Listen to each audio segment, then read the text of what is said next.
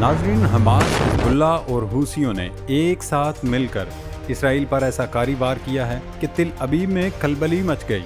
اسرائیلی media چیخ رہا ہے کہ غزہ کی جنگ اسرائیل کو لے ڈوبے گی، لہٰذا جلد از جلد اس جنگ کو ختم کیا جائے۔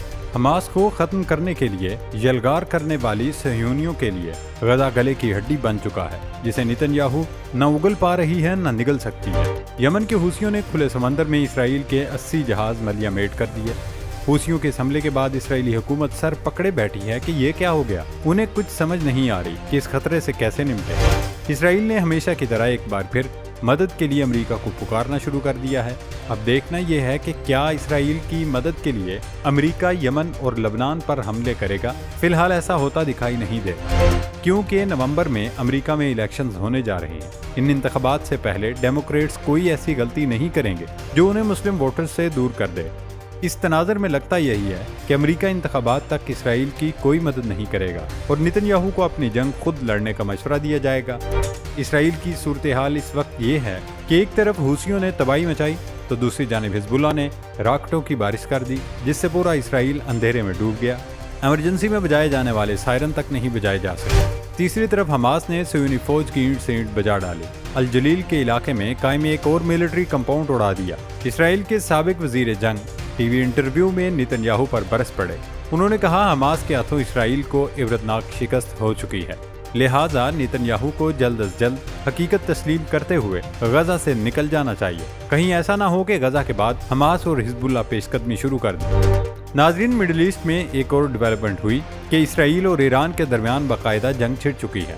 اسرائیل نے شام میں پاسداران انقلاب کے ہیڈ کوارٹرز میں گھس کر بڑی کارروائی کی ہے۔ اس حملے کے ذریعے اسرائیل نے ایران سے اپنا ہیلی کاپٹر گرانے کا بدلہ لیا، بلکہ کچھ ایرانی شہریوں کو یرغمال بھی بنا لیا، جن کی رہائی کے بعد حماس کے ہاتھوں یرغمال بنائے گئے صہیونی فوجیوں کو چھڑانے کا منصوبہ بنایا گیا۔ صہیونی فوج نے اسماعیل ہنیہ کی شہادت کے بعد بڑا حملہ کیا ہے، جس میں ایک اور ایرانی وزیر کے مارے جانے کی اطلاعات ہیں۔ اس ہفتے کے آغاز میں اسرائیل کی جانب سے شام میں ڈرون حملہ کیا گیا تھا۔ اسماعیل ہنیہ والے حملے کو ابھی تک اسرائیل نے تسلیم نہیں کیا، لیکن شام میں کیے گئے حملے سے متعلق صہیونی فوج نے تصدیق کی تھی کہ اس کی جانب سے وہاں ڈرون حملہ کیا گیا ہے۔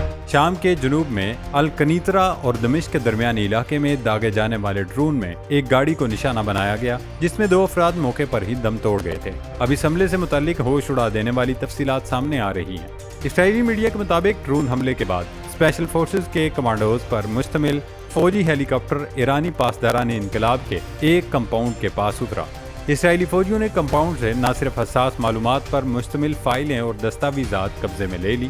صہیونی میڈیا کا دعویٰ ہے کہ شام میں قائم ایرانی پاسداران انقلاب کے ریسرچ سینٹر کو مکمل تباہ کر دیا گیا ہے اور وہاں سے 4 ایرانی شہریوں کو زندہ یرغمال بنانے کے بعد تل ابیب پہنچا دیا گیا ہے۔ پاسداران انقلاب سے منسلک SSRC انسٹیٹیوٹ 4000 اس کو نشانہ بنایا گیا۔ اسرائیل کا دعویٰ ہے کہ اس ریسرچ سینٹر میں میزائل تیار کیے جا رہے تھے۔ کچھ اسرائیلی حکام کی جانب سے یہ دعویٰ بھی کیا جا رہا ہے کہ اس حملے میں ایرانی حکومت کے ایک مشیر بھی مارے گئے، لیکن ایران کی جانب سے اس بات کی تردید کی جا رہی ہے۔ دمشق میں قائم ایرانی سفارتخانے کی جانب سے جاری کیے گئے وضاحتی بیان میں کہا گیا کہ اسرائیل کے کمانڈو ایکشن میں اس کا کوئی مشیر، حکومتی عہدیدار یا شہری ہلاک یا زخمی نہیں ہوا۔ اسرائیل کی جانب سے عائد کیے گئے تمام الزامات غلط اور بے بنیاد ہیں۔ ناظرین، حزب اللہ نے اسرائیل کے شمالی علاقے میں راکٹوں کی بارش کر دی۔ پہلے حملے میں فضائیہ کی ایئر بیس کو نشانہ بنایا گیا، دوسرے حملے میں بیریا ٹاؤن کو نشانہ بنایا گیا۔ العربیہ کی رپورٹ میں بتایا گیا صفد شہر اور بیریا ٹاؤن میں راکٹ حملوں کے بعد پورا اسرائیل تاریکی میں ڈوب گیا، جبکہ بیریا کے جنگلات میں آگ لگ گئی، جس پر کئی گھنٹے بعد بھی قابو نہیں پایا جا سکا۔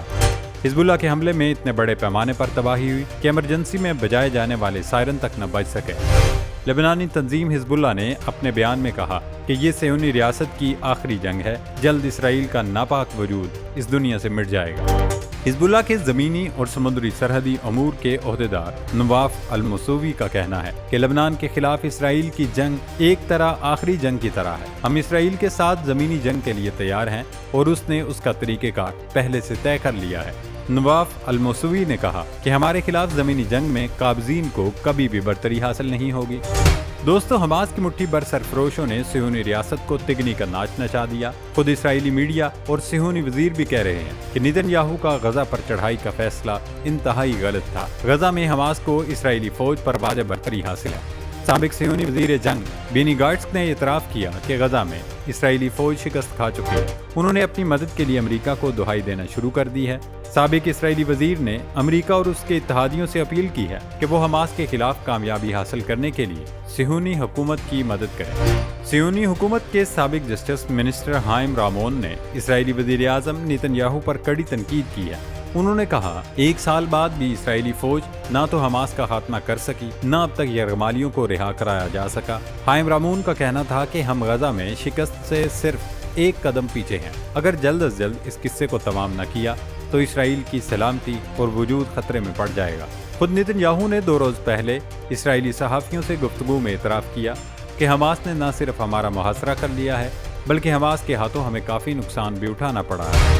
ناظرین، غزہ میں حماس کے ہاتھوں بننے والی درگت کے بعد صہیونی فوج نے اپنا غصہ مغربی کنارے کے مظلوم پناہ گزین فلسطینیوں پر اتارنا شروع کر دیا ہے۔ مشرق وسطیٰ کے حالات پر نظر رکھنے والے میڈیا ذرائع کا کہنا ہے، صہیونی فوج نے غرب اردن کے درجنوں علاقوں پر چڑھائی کر دی۔ مقبوضہ غرب اردن کے شہر کلکیلیا کے کفر شعبہ محلے میں ایک گھر پر صہیونی فوجیوں کی فائرنگ میں ایک فلسطینی زخمی ہو گیا۔ اسرائیلی فورسز نے بیت الحم اور العبیدہ کالونیوں پر بھی دھاوا بول دیا۔